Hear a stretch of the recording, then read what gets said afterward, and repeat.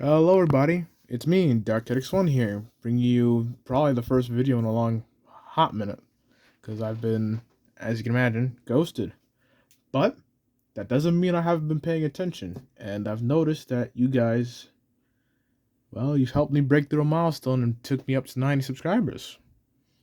And I already know that my content isn't the best, or for some people isn't exactly that interesting, but for those of you that chose to watch, whether you're subscribed or not, and especially to those who have commented, I appreciate it a lot. It's because of you guys that, well, this channel is still allowed to be here after 12 years since I made it, or at least what feels like 12 years. I remember I started when I was 12 years old, and here I am now, pretty much a teenager, and you guys, well, you carried me along the way. Made friends, made enemies, but we stood the test of time. So I'd like to personally take a moment to thank you all for, well, being here. And I guess, given how we can't just have a 1-minute video, let me take you through what I've been doing in the background whilst I've been gone. Yeah, they've been updated again. And this time we're going in a similar order. So first up, much like last time, is number 13, or Lucky. Now, Lucky here has once again been flip-flopped from the original. Rather than keeping the original G16A head end and the oil-burned Mountain Tender that was the original concept, we've basically given him a makeover that is reminiscent to a 460 version of Redding and Northern 425, mixed with a bit of Atlantic and West Point 290 in there. And I know some of you may be asking, what's the point of that? Well, simple. I've been on a bit of a kick. If you've looked in the Brook and Esopus Valley playlist, I basically flooded it with a lot of Redding and Northern stuff because I've been on a Redding and Northern kick lately. And given how the D-Bev has been basically taking a lot of space in my head, even more so over Rose's Customs, which I do have more stuff coming, though it's on hold due to supply chain nonsense. Looking at you over there, single piece of glue. But yeah, I've been on a bit of a kick on them, and considering how much of a role they're starting to play on the or influence the Redding and Northern is starting to have on the Brook and Esopus Valley project, which I now have notes for, so I can now properly ring this thing out, I figured I might as well make him look the part, and honestly, I don't regret it, and I think this is genuinely the best look for Lucky here. From the better visibility from the cab with the upper windows up top, without any covering blocking the way, to the much lower frame section by the smoke box here, which would probably be a bit easier for maintenance considering how it's a lot smaller and lower, so you don't have to basically take the whole dang. It's also like you don't have to take the whole piece off now. Rather than taking the whole, what would be the whole frame off or the whole footplate off, you only take this small chunk of footplate right here, and bam, you get access to the smoke box and all the inner workings under there. Which would probably be even helpful, considering how a lot of modern engines often get altered just for the sake of ease of maintenance. I mean, look at Great Smoky Mountain's 1702, eh? But that isn't the only thing. Outside of the Redding and Northernification, it's also the first model I've had that has not only a proper real footplate for if I were to put a crew in there inside the cab, but it also features a drawbar, one of the few engines that do at the moment. As you can see on the deadline, none of my previous builds have had them before, and most of the builds that you'll see coming up have had them retrofitted. Whereas this version of Lucky had him from jump. So I guess that makes him even more lucky, doesn't it? But let's give you a quick once-over on the turntable, shall we? And here you can see it in action. Drawbar effectively means I don't have to push every single time. And I can actually do maybe some small little shorts. So here we shall roll them around. And get a good look at all the details. And outside of that, here is the excursion tender, or in this case, the WT13A. I guess you would number it, which again, as the name implies, is for excursions, as something about the dry Brook and Esopus Valley, or at least my take on it in this version, that I don't think I discussed last time, is exactly how the DBEV grew. Basically, to put a long story short, this small short line that in original timeline would have basically suffered a bit of a similar fate to the Catskill Mountain, has instead blossomed into a hefty Class 2 regional running out of New York, all the way up to a Canadian National Interchange, with the very end of the line being at Kingston and the very top of the line being at, I believe it was Manitoua. Don't hold me to that though, I shall have to check my notes. With the original branch now being extended up to Margaretville, New York. So, we have a decent Class 2 regional that has a Steam program with your main Steam star right here.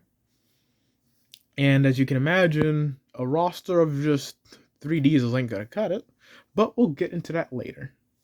But for now, though, that is enough of Lucky. So, au revoir, my pal. And next up is 9588, one of the first 2 official engines. Well, technically one of the first 3, because 946 was the first one activated, then comes these 2. So hey.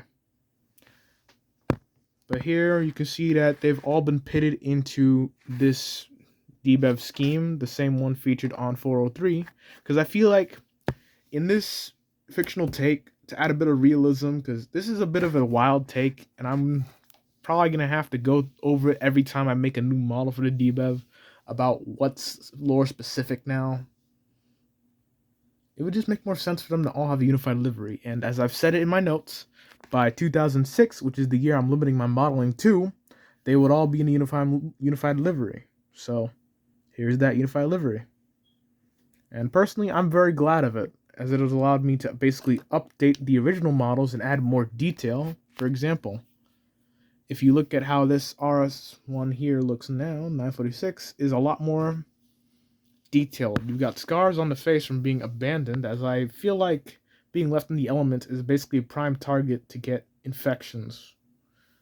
And I've effectively added every detail on the upper engine hood that wouldn't be seen before. And outside of that, updating 9588 over here has effectively allowed me to refine my switching hood, as I've basically started to get a bit more into diesel traction. I've been studying in my off time, obviously. What else am I going to do? So, that takes care of that. So we shall back the SW1500 out and bring the RS1 in for a few quick things. Namely, number 1, as I said, abandonment equals scar on the face, or PTSD.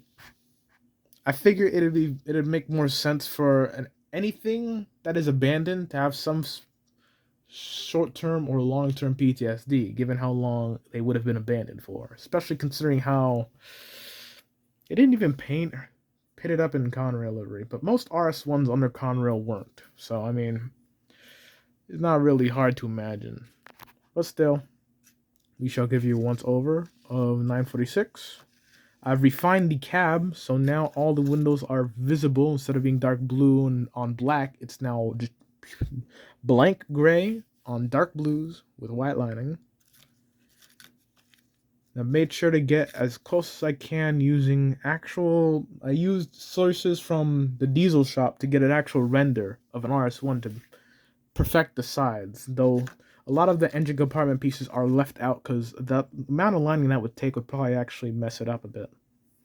But who knows, maybe if you guys want it so much, I will add it on later.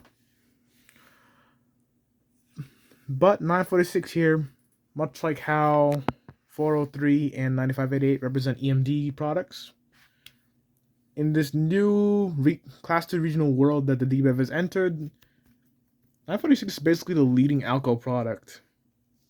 Although that might change depending on if I can find a way to make any sort of prime mover swap feasible at this point. But all in all, I feel like having a mixed roster of a small pocket of Alcos, large amount of EMD, and a large chunk of GE isn't exactly a bad mix-up for a very rapidly expanding Class 2 regional railroad. So hey, I feel like it'll work out. And then outside of that, there isn't much else to discuss. The most I can do for you right now, I guess, is line all the diesels up in what would be the standard formation from what I've seen. RS1 at the header, or in this case at the tail, depending on which orientation. SW1500 sandwiched in the middle, and a GP9 trailing, or leading, depending on the job. Which was actually a very efficient formation that was going on here. Because, I mean, think about it. You go up to Fleischmann's, pick up your gravel, drag it back down, and you can take a train right back up if you need to. Without having to pull everything apart and then put it back together again. Such a hassle, you know. But that'll largely be it. As for what comes next, I guess to put it very simply, I think it's time for an update. I've been Dark Chaotix 1 for a long time. Even longer than Viacom Productions, I think. So, I feel like it's time for a change. And after this video goes up, well, you'll see the new name. And I guess if you like it, tell me how it feels. And if you don't, also tell me how it feels. There's a reason to leave these comments open, folks. But, this has been Dark Chaotix 1. Thanking you once again for getting us up to 90 subscribers and sticking with me for all these years. And to every one of my commenters, viewers, and whoever may find this video, wishing you dry rails and smooth running. Adios, mi amigos.